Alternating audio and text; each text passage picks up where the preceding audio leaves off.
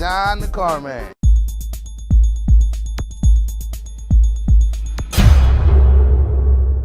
Hey, James. Hi, Robbie. How are you? I'm good, man. How are you? I'm doing pretty good. You don't have your gold teeth in, do you? Not this morning. I haven't had my my polish, my gold polish yet.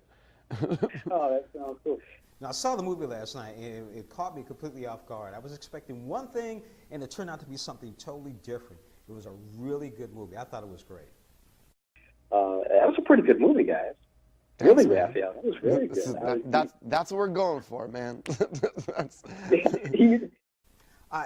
It's like the new style arts movie, kind of an artsy movie. That's how I picked it. I'll take that. Yeah. I'll take that any Yeah. day. So tell me how you guys got the idea, and how did you get together on it? And it was interesting to see a couple of other stars in this film, too. Tell me about that. Yeah, I mean, it started with one of our producers, Jess Calder, reaching out to me via my YouTube page, which was filled with sort of poetry and music stuff, really almost 12 years ago, and suggesting that potentially this kind of heightened language would work well in a film. And then I shortly after sort of pulled David into the mix, and me and Jess and her producing partner Keith Calder and David and I decided that we wanted to make a film where it was sort of centered around heightened language. We wanted something that he and I could write in and star in, and then we knew that we always wanted to tell a Bay Area story, which became an Oakland-specific story. And around the time that we were sort of conceptualizing this, Oscar Grant was killed at Fruitvale BART Station in Oakland, and the conversation that it sparked in the city was so fascinating and layered to us that we felt like it warranted a film.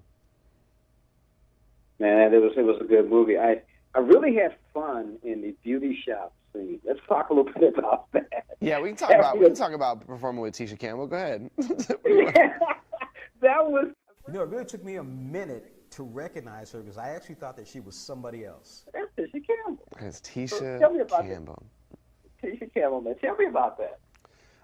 Well, it's a scene where my character Miles is displaying a little bit of his gift of gab, his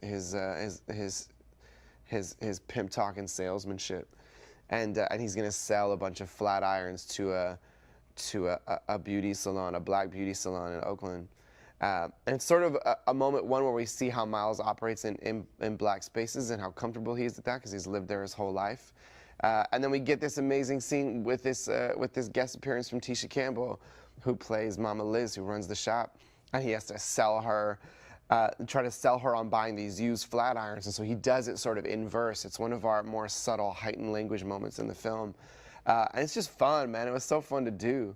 Tisha Campbell is a legend, right? And that was one of my first moments with one of the guest actors that were coming in for a day or two just to do a scene with us, and I spent most of it just asking her if I was doing a good job.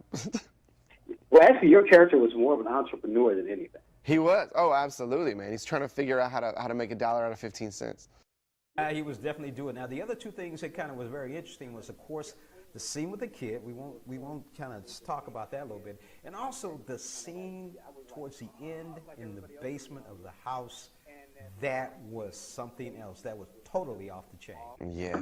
I think we should just say that about the last scene and not say anything else and just let people. I won't. That's it. Let it just hit people. What I love about that scene is that people are starting to know that there is a big scene at the end of the movie, and I like that that's all they know.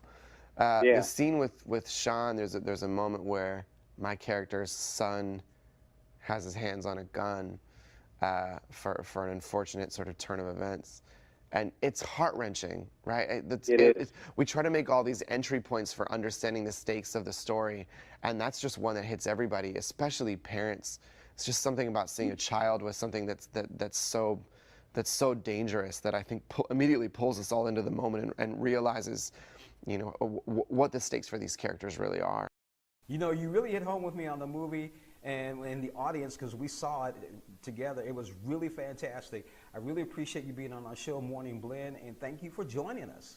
Thank you so much for having me. We appreciate you helping us spread the word. We appreciate what you guys did. Come check out